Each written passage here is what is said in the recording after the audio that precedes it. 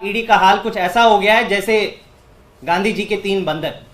आप सबको एक कहावत याद होगी, गांधी जी के 3 बंदर, बुरा मत सुनो, बुरा मत कहो और बुरा मत सोचो। लेकिन बीजेपी का अब ये हाल, बीजेपी ने ईडी का ये हाल कर दिया है कि ईडी को एक 3 बंदर की जैसे उन्होंने बना दिया है। ईडी का अब जितने भी तथ्य, जितने भी सबूत बीजेपी के खिलाफ अगर ईडी को देते हो तो ईडी यही कहता है कि नहीं जी, हम बीजेपी के बारे में तो बुरा नहीं सुनेंगे, बीजेपी के बारे में तो बुरा नहीं देखेंगे और बीजेपी के खिलाफ हम कुछ नहीं कहेंगे। तो यह हाल आज बीजेपी ने ईडी का बना दिया है। और चौंकाने वाली बात, जब ये सारे तथ्य अरविंद केजरीवाल जी ने राउज एवेन्यू कोर्ट में जज साहब के सामने रखे कि शरत रेड्डी का मनी ट्रेल 55 करोड़ रुपए भाजपा के अकाउंट में है, तो हैरानी वाली बात यह है कि एडिशनल सॉलिसिटर जनरल राजू साहब जो ईडी को रिप्रेजेंट करते हैं, वो 1 सेकंड में विदाउट अ ब्लिंक उनका क्या रिस्पॉन्स होता है, the money that they say came to the BJP has nothing to do with the liquor scam, there is no quid pro quo. ये बहुत बड़ी बात है।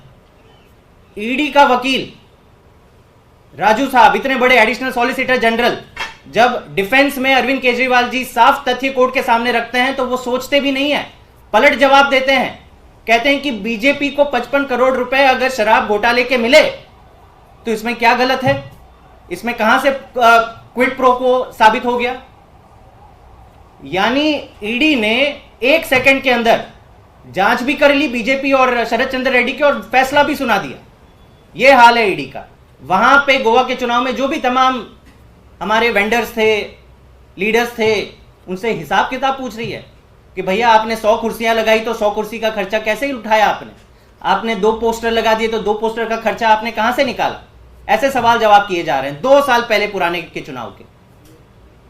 आज तो आपके जो एक मुख्य आरोपी हैं मगुंटा श्रीनिवासलू रेड्डी, वो तो आज का चुनाव खेल रहे हैं, लोकसभा चुनाव में खर्चा कर रहे हैं। आप देख रहे हैं उनकी सोशल मीडिया पे हर जगह जा रहे हैं, मोदी जी की तस्वीर लगा रहे हैं, कह रहे हैं कि मोदी जी को जिताओ, मुझे वोट दो। तो इनका खर्चा, इनके कुर्सी, टेबल, पोस्टर, कौन इसका खर्चा उठा रहा है, वो पैसा कहां से आ रहा है, क्या लेन देन हुई है बीजेपी और टीडीपी के बीच में, इसकी जांच क्यों नहीं होनी चाहिए।